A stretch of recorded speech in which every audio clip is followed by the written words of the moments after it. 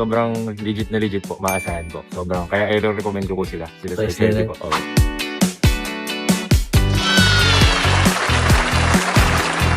Praise the Lord. Andito na si Sir Claude all the way from Manila. Ayun sir, unang-una kumusta po muna yung biyahe po ninyo? Sobrang okay po kasi walang mga naging problema. Dire-diretso. Tsaka na-enjoy ko yung airplano. Kasi may TV, may food.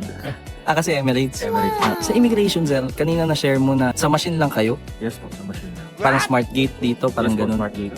Yung unang-una yung barcode ng boarding pass. Then, lalapat yung password dun sa machine Smart Gate din. Tapos Mhm. eyes, yung mata mo.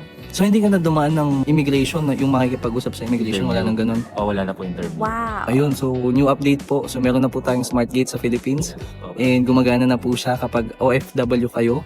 Pwede kayong smart gate na lang po yung gamitin ninyo. Basta make sure na kompleto po kayo. Si sir kasi meron siyang employer na nag-process po ng employment visa niya. But again, employment visa alone kasi is not enough. Kailangan pa din ng job order, ng PIDOS, ng OIC and everything. So yun po yung mga documents na pinaprocess po namin para makalabas siya ng Philippines legally as OFW. Sir, kumusta po yung process natin? Sobrang okay po, sobrang goods po. Legit na legit, maasahan po talaga. Sila Sir Sherry po. Sulit na sulit po. Saka okay na okay po ang transaction. Saka yung pag-pass ng documents. Kapag nahuli. Yung sir, nung time na nagpa-process tayo kasi di ba nagkaroon ng war, nakaramdam ka ba ng pangamba na baka mamaya hindi ka matuloy or magkaroon ng delay? Opo kasi ano siya, global effect po eh. Tulad sa atin, sa Pinas, yung langis, gano'n. Then yung dito kasi maraming nawala na trabaho, maraming nag-repatriate, maraming umuwi. Pero hopefully naging okay na po siya ngayon kasi wala lang tension, kaya natuloy po ako.